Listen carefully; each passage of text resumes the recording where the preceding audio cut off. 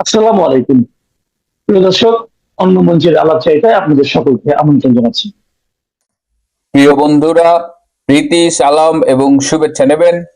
গতকাল থেকে ফেসবুকে দেখছি শুরু করেছে প্যারিসের পিনাকি ভট্টাচার্য যে জেনারেলদের জরুরি মিটিং চলছে গতকাল, এবং অনেকেই ফেসবুকে অনেক কিছু বলেছেন যার অধিকাংশই মন গড়া।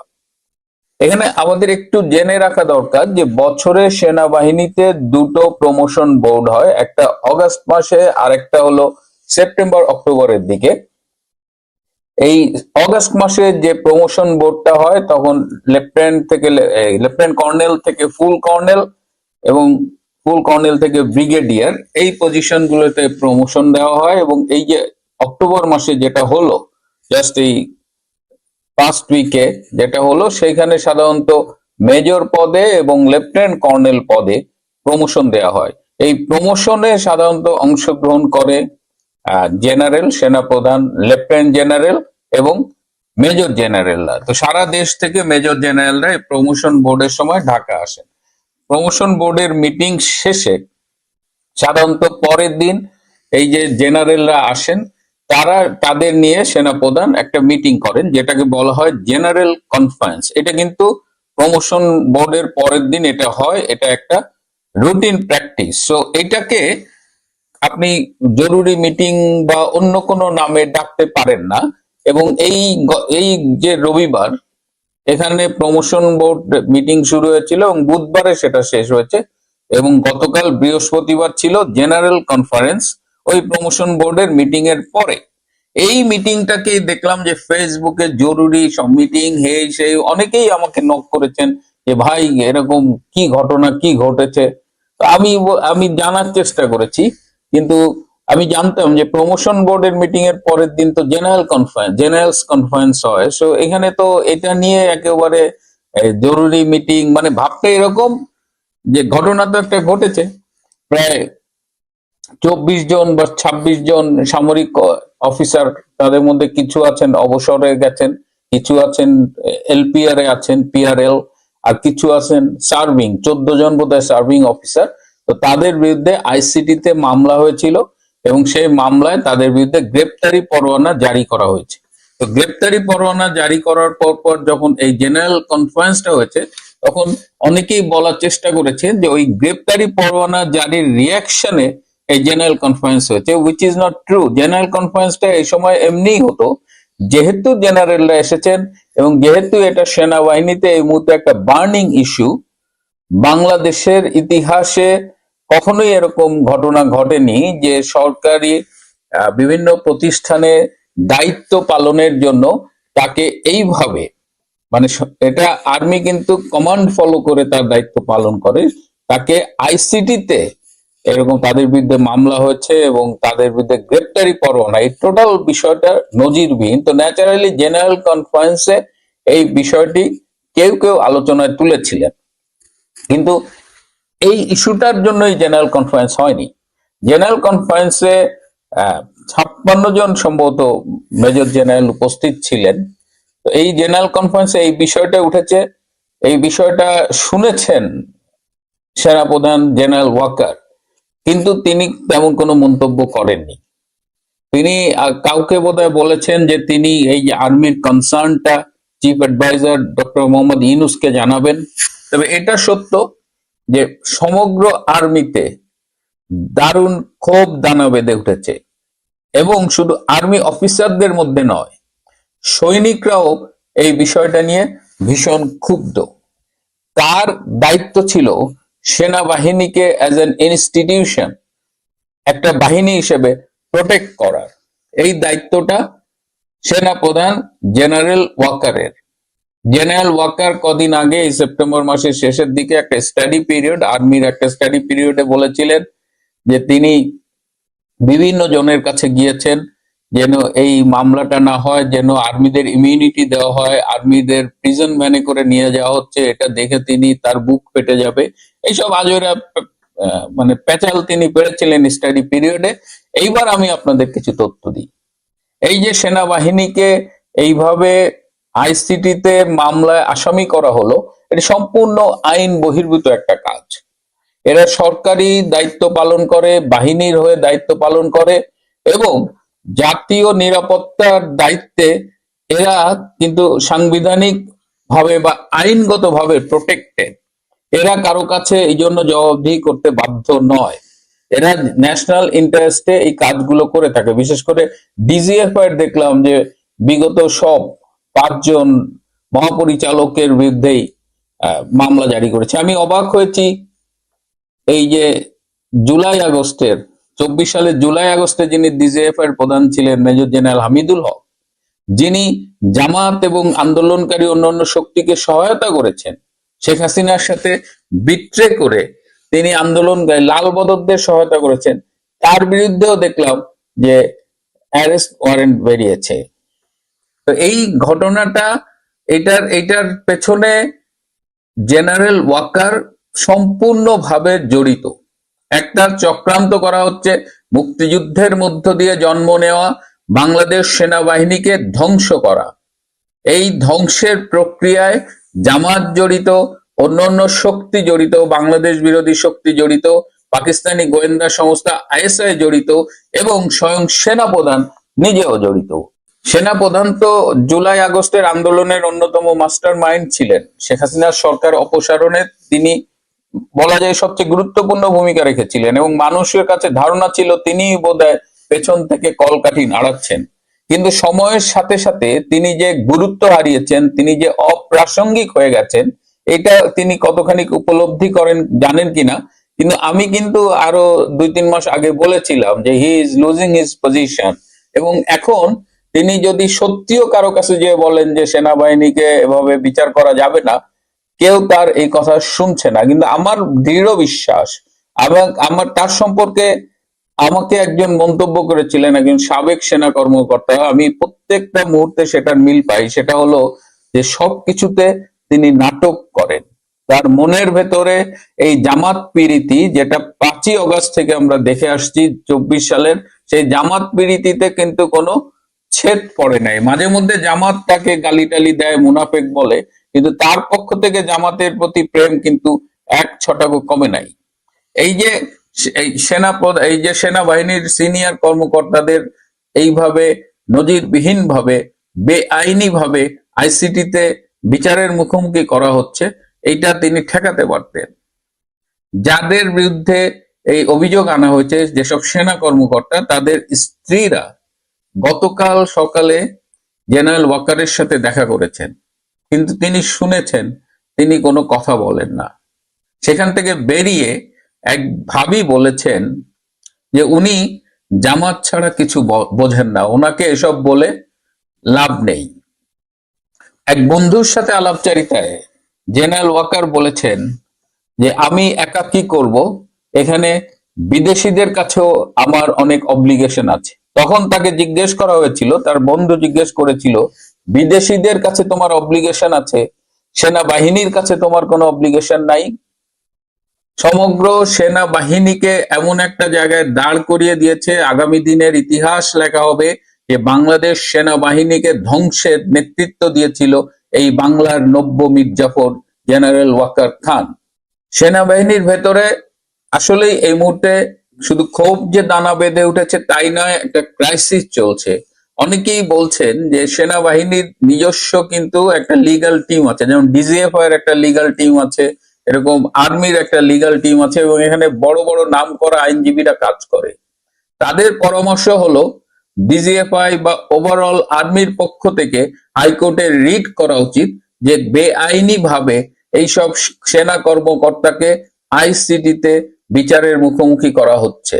আমি জানি না জেনারেল ওয়াকার এই পথে হাঁটবেন কিনা, কিন্তু যেহেতু আমার আরেকটি সূত্র বলছে তিনি জামাতের প্রেসক্রিপশন অনুযায়ী চলছেন এবং তিনি জামাতের সাথে মিলেমিশেই চলছেন, সুতরাং এই পথটা তিনি অবলম্বন করবেন কিনা আমি জানি না। অনেকেই বলছেন যে অবসরপ্রাপ্ত সেনা প্রধান যারা রয়েছেন কিংবা সেনা কর্মকর্তারা যারা রয়েছেন, রাওয়ার যারা নেতৃবৃন্দ রয়েছেন, তারা কি করছেন, তারা কি করবেন সেটি নিয়েও আমার সন্দেহ আছে। বিশেষ করে সাবেক সেনা প্রধান ইকবাল করিম ভুইয়া তিনি নিজেই গুম কমিশনে গিয়ে এই সেনা কর্মকর্তাদের বিচারের পরামর্শ দিয়ে এসেছিলেন। এই ইকবাল করিম ভূঁইয়া, যিনি শেখ হাসিনার সরকারের আমলে সেনা প্রধান হয়েছিলেন এবং ব্যক্তিগতভাবে অনেকগুলো সুবিধা নিয়েছিলেন, ডিওএইচএস এর বাড়ি, ইউনিভার্সিটির পারমিশন, তারপরে এই পাওয়ার প্ল্যান্ট, অনেকভাবে সুবিধা নিয়েছেন। সবচেয়ে বড় অভিযোগ যেটা ইকবাল করিম ভূঁইয়ার, সম্ভবত ইকবাল করিম ভূঁইয়া ভুলে গেছেন অথবা ইকবাল করিম ভূঁইয়া মনে করেন যে আমরা জানি না, সেটা হলো যে সেই সময় জেনারেল মুবিন সেনা প্রধান থাকা সত্ত্বেও কোয়ার্টার মাস্টার জেনারেল বা কিউএমজি ইকবাল করিম ভূঁইয়া এই শেখ হাসিনার কাছে গিয়ে ক্যান্টনমেন্টের ৬ নম্বর মইনুল রোডের জিয়াউর রহমানের বাড়ি ভাঙার ব্যাপারে সে প্রধানমন্ত্রীকে পরামর্শ দিয়েছিলেন এবং জিয়াউর রহমানের বাড়ি ভাঙায় সেনাবাহিনীর পক্ষ থেকে সবচেয়ে তৎপর ভূমিকা রেখেছিলেন এই জেনারেল অবসরপ্রাপ্ত ইকবাল করিম ভূঁইয়া।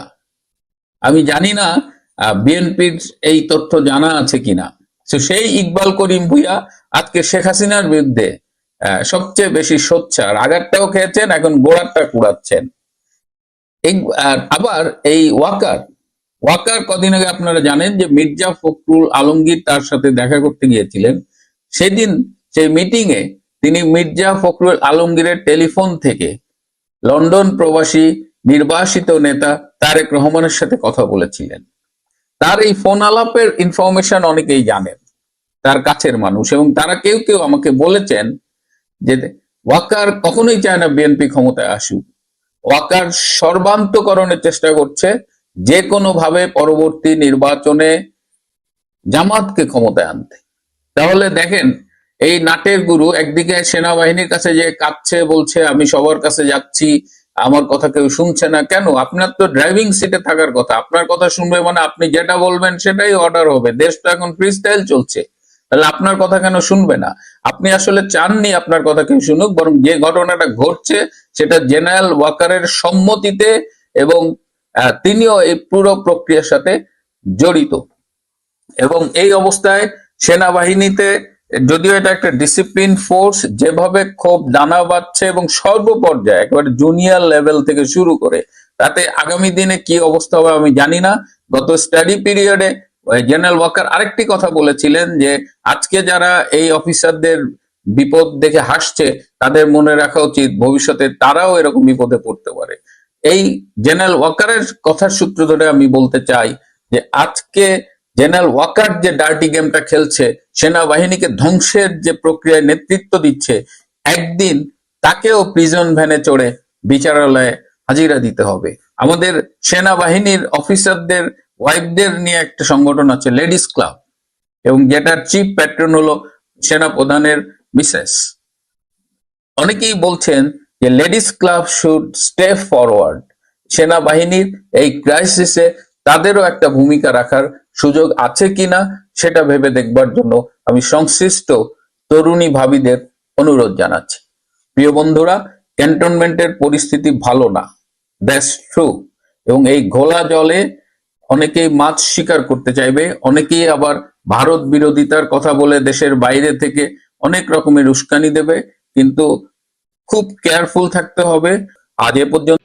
বাংলাদেশে কি সেনা বিদ্রোহ আসন্ন? কারণ প্রায় ২৬ জন সেনাকর্তার বিরুদ্ধে অপরাধ ট্রাইব্যুনালে মামলা দায়ের হয়েছে। এটা এখন একেবারে প্রকাশিত খবর। জেনারেল ওয়াকারুজ্জামান অনেক চেষ্টা করেও আটকাতে পারেননি। এই সেনাকর্তাদের বিরুদ্ধে গ্রেপ্তারি পরোয়ানা জারি হয়েছে, ফলে তীব্র ক্ষোভ সঞ্চার হয়েছে সেনাবাহিনীতে। গতকাল ঢাকা সেনানিবাসে ৫৬ জন উচ্চপদস্থ সেনাকর্তা বৈঠক করেছেন। এই পরিস্থিতিতে যে প্রশ্নগুলো উঠছে তা হলো, এক, সেনা অফিসারদের বিরুদ্ধে এই সিদ্ধান্ত কেন নিল ইউনূস সরকার? দুই, এর পেছনে আন্তর্জাতিক ষড়যন্ত্র আছে কি? তিন, গতকাল ৫৬ জন সেনাকর্তার বৈঠকে কি আলোচনা হলো এবং কি সিদ্ধান্ত হলো? চার, সেনা বিদ্রোহের সম্ভাবনা কতটা? পাঁচ, সেনার মধ্যে যে পাকিস্তানপন্থী অংশ আছে তারা ফয়জুর রহমানের নেতৃত্বে সরকারের সঙ্গে আছে। তাদের ভূমিকা কি হতে চলেছে, এবং 6 শেষ, এই পরিস্থিতিতে সরকার পতনের সম্ভাবনা কতটা। এই প্রশ্নগুলো সংক্ষেপে আলোচনা করব এখনকার প্রতিবেদনে। ইউনূস সরকারের সর্বশেষ সংকট বাংলাদেশের রাজনৈতিক পরিস্থিতি যে অত্যন্ত উত্তেজনাপূর্ণ করে তুলেছে সেটা বলাই বাহুল্য। আন্তর্জাতিক অপরাধ ট্রাইব্যুনালে 28 জন ব্যক্তির বিরুদ্ধে মানবতা বিরোধী অপরাধের অভিযোগ আনা হয়েছে, যার মধ্যে রয়েছেন অন্তত 25 জন সাবেক এবং বর্তমান সেনা কর্মকর্তা। এর ফলে সেনাবাহিনীর অভ্যন্তরে তীব্র ক্ষোভ উত্তেজনার সৃষ্টি স্বাভাবিক। কিন্তু ইউনূস সরকারের এই সিদ্ধান্তের কারণ কি? মোহাম্মদ ইউনূসের নেতৃত্বাধীন অন্তরিম সরকার বা অন্তর্বর্তী সরকার সেনা কর্মকর্তাদের বিরুদ্ধে এই আইনি ব্যবস্থা নেয়ার পেছনে রয়েছে গুম, গোপন আটক এবং নির্যাতনের অভিযোগ। এই মামলাগুলো মূলত র্যাপিড অ্যাকশন ব্যাটালিয়নের টাস্ক ফোর্স ইন্টারোগেশন সেল এবং ডিজিএফআই এর জয়েন্ট ইন্টারোগেশন সেলে সংঘটিত অভিযোগ থেকে উদ্ভূত। তবে এও বাহ্য, আগে কহ আর। এই সিদ্ধান্তের পেছনে রয়েছে আরো এক বড় রাজনৈতিক কৌশল। ইউনূস সরকার ইসলামী বিপ্লবী গার্ড IRA, যেটা ইরানে আছে, তার আদলে বাংলাদেশ সেনাবাহিনীকে পুনর্গঠনের পরিকল্পনা করছে বলে সংবাদ এসেছে। IANS লাইভ সংবাদ পোর্টালে প্রকাশিত সংবাদের শিরোনামটা একবার দেখুন, যার headline journey towards becoming an Islamic state. Journey towards becoming an Islamist state, অর্থাৎ একটি ইসলামী রাষ্ট্রের দিকে যাত্রা শুরু হয়েছে। এই প্রক্রিয়ার অংশ হিসেবে দেশের নিয়মিত সশস্ত্র বাহিনীকে ভেঙে দিয়ে জামায়াতে ইসলামীর প্রভাবাধীন একটি জঙ্গিবাদী সামরিক শক্তি গড়ে তোলার চেষ্টা চলছে। আন্তর্জাতিক ষড়যন্ত্রের মাত্রা এর মধ্যে পুরোপুরি। এই পুরো প্রক্রিয়ায় পাকিস্তানের ISI এবং চীনের ভূমিকা স্পষ্ট হয়ে উঠেছে। সাম্প্রতিক তথ্য বলছে যে পাকিস্তানের সাথে সামরিক সহযোগিতা বৃদ্ধি, যেটা অক্টোবর 2025 সালে, এটা তো শুরু হয়েছে আগে থেকেই, অক্টোবর 2025 সালে পাকিস্তানের লেফটেন্যান্ট জেনারেল তাবাসসুম হাবিবের নেতৃত্বে একটি পাকিস্তানি সামরিক প্রতিনিধি দল এই কয়েকদিন আগে ঢাকা সফর করেছে।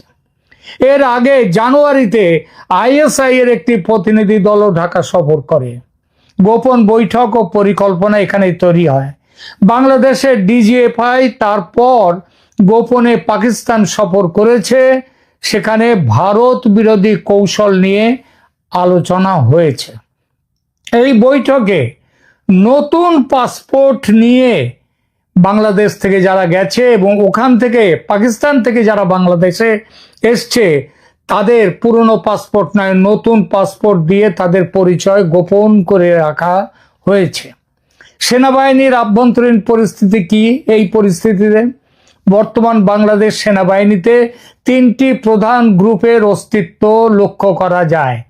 জেনারেল ওয়াকারুজ্জামানের নেতৃত্বাধীন গ্রুপ রয়েছে একটি, এবং এটা হচ্ছে সেনাপ্রধান প্রাথমিকভাবে সংখ্যালঘু নিরাপত্তা এবং সার্বভৌমত্বের বিষয়ে একটা অবস্থান নিয়েছিলেন।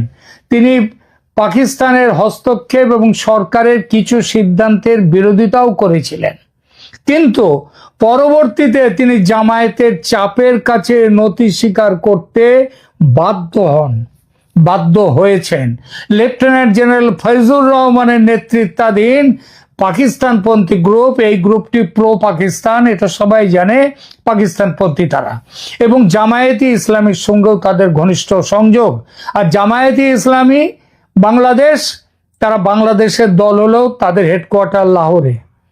তারা সেনাপ্রধান ওয়াকারুজ্জামানকে অপসারণ করে নিয়ন্ত্রণ নেওয়ার চেষ্টা করছে বাংলাদেশ সেনার।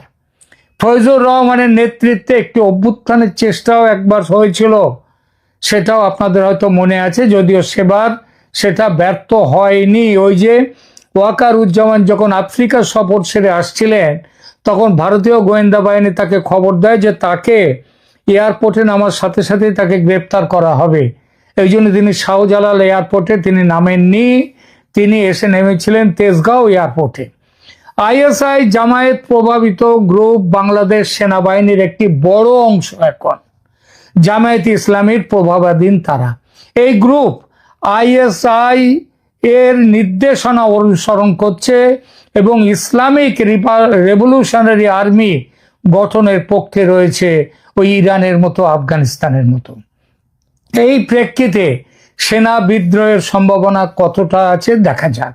ইতিপূর্বে আমি একাধিক ভিডিওতে বলেছি, সেনাপ্রধান ওয়াকারুজ্জামানের লোভ আছে 16 আনা, কিন্তু বড় কোনো ঝুঁকি নেওয়ার সাহস নেই।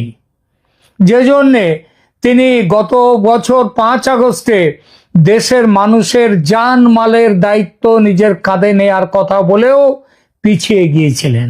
সুতরাং বর্তমান পরিস্থিতিতে সরাসরি তার নেতৃত্বে সেনা বিদ্রোহের সম্ভাবনা খুবই কম। তবে তার জায়গায় অন্য কেউ যে অভ্যুত্থান ঘটাবেন না তা নয়। যেখানে এসে দাঁড়িয়েছে বাংলাদেশ পরিস্থিতি, তাতে যে কোনো মুহূর্তে যা কিছু ঘটতেই পারে। পরিস্থিতি অত্যন্ত জটিল, সে বিষয়ে সন্দেহ নেই। এই পরিস্থিতি কেন হলো সেটা তো আগেই বলেছি, যে 25-26 জন সেনা কর্মকর্তার বিরুদ্ধে গ্রেপ্তারি পরোয়ানা জারি সেনাবাহিনীর মধ্যে তীব্র ক্ষোভ ও অসন্তোষ সৃষ্টি করেছে। জেনারেল ওয়াকারুজ্জামান সরকারের সিদ্ধান্ত রুখতে চেষ্টা করেও ব্যর্থ হয়েছে। এই ব্যর্থতার কারণ সেনাবাহিনীর মধ্যে ঐক্যের অভাব। কারণ সরকার জানে যে সেনাবাহিনীর মধ্যে যদি ওয়াকারুজ্জামান কোনো কঠোর কোনো এই অবস্থান নেন, তার বিরুদ্ধে সেনাবাহিনীর ভেতর থেকেই তার প্রতিবাদ আসবে। ওয়াকার বিরোধী গোষ্ঠীরা এখন রীতিমতো বড় জায়গায় উঠে এসেছে। জেনারেল ওয়াকারুজ্জামান জামায়াতপন্থীদের কাছে নথি স্বীকার করার পর তিনি নামে সেনাপ্রধান এখন, কিন্তু সেখানে এখন জামায়াতের এবং জামায়াতপন্থী ফয়জুর রহমানদের তাদের ডিক্টেটে চলে সেটা। ফলত আইএসআই এবং জামায়াত জোট এখন বাংলাদেশ সেনাবাহিনীতে তাদের শক্তিশালী সম্ভাবনা অবস্থান তাদের। এই পরিস্থিতিতে সরকার পতনের সম্ভাবনা কতটা? দেখুন, ইউনূস সরকারের স্থিতিশীলতা নিয়ে গুরুতর প্রশ্ন রয়েছে। মে 2025 সালেই সরকার পতনের গুজব জল্পনা একটা ছড়িয়েছিল এবং ইউনূসকে পদত্যাগের কথা ভাবতে হয়েছিল। কিন্তু ওই যে বললাম, সেনার মধ্যেকার জামায়াতপন্থী তথা পাকিস্তানপন্থী অংশ এখন এতটাই প্রবল এবং সেনাপ্রধান ওয়াকারুজ্জামান তিনি জামায়াতপন্থীদের কাছে এতটাই নথি স্বীকার করেছেন যে এই সরকারকে বাঁচিয়ে রেখে যারা জামায়াতপন্থী সেনা যারা তারা এবং পাকিস্তানপন্থী তারা এই সরকারকে বাঁচিয়ে রেখে তাদের এজেন্ডা সফল করতে চাইবে। তারা চেষ্টা করবে সরকার বাঁচাতে, যদি প্রয়োজন হয় তারা জেনারেল ওয়াকারুজ্জামানকে হটাতে চাইবে তার পদ থেকে। সুতরাং পদ রাখার জন্যে ওয়াকারুজ্জামান এখন একটু অন্য রকমের অবস্থান নেবেন, চুপচাপ তিনি দুকলে থাকবেন যেমন তিনি এতদিন থেকেছেন। আর তাদের এই কাজে ইউনূসের সঙ্গে থাকবেন কে? রাষ্ট্রপতি চুপ্পু। গতকাল একটি ভিডিওতে বলেছি রাষ্ট্রপতি চুপ্পু কিভাবে আওয়ামী লীগ সরকার শুধু বাংলাদেশের যে জামায়াতপন্থী, পাকিস্তানপন্থী, আমেরিকাপন্থী তাদের সাথে জেনারেল রাষ্ট্রপতি চুপ্পু কিভাবে তাদের দোসর হয়েছেন। তিনি যেভাবে ইউনূস সরকারের সঙ্গে হাতে হাত ধরে অধ্যাদেশ জারি করেছেন, তাতে ওয়াকারুজ্জামানকে পদচ্যুত করে ফয়জুর রহমান বা অন্য কাউকে সেনাপ্রধান করতেই পারে এই সরকার এবং সরকারের রাষ্ট্রপতি চুপ্পু সাহেব। আর এখানেই উঠে আসছে আর একটা সম্ভাবনা যে ওয়াকারুজ্জামান কি চুপচাপ তাহলে বসে থাকবেন? তার যা পূর্ব ইতিহাস তাতে তিনি যদি এটা মেনে নিয়ে বসে থাকেন কেউ অবাক হবেন না। কারণ তিনি এক পা এগোন তো 3 পা পিছিয়ে আসেন। তাকে হয়তো এমন টোপও দেয়া হবে যে তিনি সেনাপ্রধান থাকবেন, তাহলে যেসব অফিসারদের হাত কড়া পরিয়ে ওই পুলিশ ভ্যানে করে, প্রিজন ভ্যানে করে আদালতে নিয়ে যাওয়া হলে তাতে তার আপত্তি কোথায়? তার তো কোনো ক্ষতি হচ্ছে না।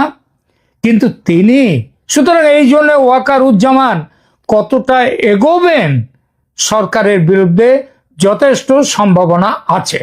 কিন্তু তিনি চুপ হয়ে গেলেও যে অফিসাররা বিচারের মুখোমুখি হচ্ছেন তারা তো মানতে পারবেন না, কারণ মামলা শুরু হলেই যে তাদের চাকরি যাবে, এবং সেটাও চুপ্পু সাহেব সেই অধ্যাদেশও সই করে দিয়েছেন। সেই সঙ্গে চাকরি শুধু যাবে না, তাদের জায়গা হবে কোথায়? হাজতে, তারপর জেলখানা। সুতরাং তারা তো রুখে দাঁড়াবেই, দাঁড়াতে তারা বাধ্য। এবং তাদের সঙ্গে সেনার একটা অংশ যে থাকবে, সেটা বড় অংশ না ছোট অংশ নাকি মাঝারি অংশ সেটা পরে দেখা যাবে, কিন্তু একটা সেনার একটা অংশ তাতে থাকবেই। সেই চাপ সহজ হবে না ওয়াকারুজ্জামানের কাছে। তার দু নৌকোয় পা রেখে চলা আর সম্ভব হবে না। আর এখানে ওই যাত্রা দলের বিবেক সেজে মাঝে মাঝে বড় বড় যে ভাষণ দেন, সেসব ভাষণ আর তার চলবে না। আর এখানেই আসছে সরকার পতনের সম্ভাবনা। গতকাল 56 জন সেনাকর্তার বৈঠকের কোনো খবর বাইরে প্রকাশ হয়নি, আইএসপি আর কিছু বলেনি। এটাই স্বাভাবিক, কারণ এই সমস্ত যে বৈঠক হয় তার খবর খুব গোপন থাকে, বাইরে আসে না। তবে যেভাবে বিক্ষোভের প্রকাশ দেখা গেছে সরকারের সিদ্ধান্তের ফলে, তাতে সংঘর্ষের পরিস্থিতি যে আরো প্রবল হয়েছে সন্দেহ নেই। সরকারের বিরুদ্ধে ঝাঁপাতে তৈরি তারা। সার্বিক পরিস্থিতি তাহলে কি দাঁড়ালো? বাংলাদেশ বর্তমানে একটি অভূতপূর্ব রাজনৈতিক সংকটের মুখোমুখি। সেনা কর্মকর্তাদের বিরুদ্ধে আইনি ব্যবস্থা নেওয়া, সেনাবাহিনী ও সরকারের মধ্যে সম্পর্কের চূড়ান্ত অবনতি ঘটিয়েছে। যদিও তাৎক্ষণিক সেনা বিদ্রোহের সম্ভাবনা আছেই, এমন কথা হয়তো বলা উচিত নয়, তবে দীর্ঘমেয়াদে সেনাবাহিনীর আমূল পরিবর্তন এবং ইসলামিক র্যাডিক্যাল গ্রুপের নিয়ন্ত্রণ প্রতিষ্ঠার ঝুঁকি এটা কিন্তু গুরুতর। পাকিস্তানের আইএসআই এবং জামায়াতে ইসলামীর সুপরিকল্পিত কৌশলের অংশ হিসেবে বাংলাদেশের রাষ্ট্রীয় প্রতিষ্ঠানগুলোকে ধীরে ধীরে নিয়ন্ত্রণে নেওয়া হচ্ছে। এই পরিস্থিতিতে সেনা বিদ্রোহ অন্যান্য কারণে ইউনূস সরকারের পতন কেবল সময়ের ব্যাপার। তবে তার পরবর্তী পরিস্থিতি কিন্তু এখনকার থেকে আরো অনেক ভয়ঙ্কর, জটিল ও বিপজ্জনক হতে বাধ্য। সবশেষে আসি ভারতের ভূমিকা নিয়ে দুটো কথায়। ভারত কি চুপচাপ বসে থাকবে? ভারত কখনোই বাংলাদেশকে পাকিস্তানের আইএসআই এবং ইসলামী জঙ্গিদের হাতে ছেড়ে দিয়ে নিজের দেশের শান্তি ও সার্বভৌমত্বকে বিসর্জন দিতে পারবে না। ভারত ঝাঁপিয়ে পড়তে তৈরি, কেবল উপযুক্ত সুযোগের অপেক্ষায় আছে। সেনাবাহিনী ও সরকারের বিরুদ্ধে এই যে তীব্র দ্বন্দ্ব বর্তমানে, সেই সুযোগ এনে দিয়েছে ভারত সরকারের কাছে। সেনাবাহিনীর মধ্যে বাংলাদেশে যদি সেনাবাহিনী রাস্তায় নেমে আসে বিক্ষোভে, এবং যদি সেখানটায় কোনো সেনা অভ্যুত্থান গোছের যদি কিছু হয়, তাহলে ভারত সেই সুযোগ নিতে বাধ্য, নেবেই। সুতরাং আগামী যে কোনো দিন বড় কিছু যে ঘটতে চলেছে বলাই যায়।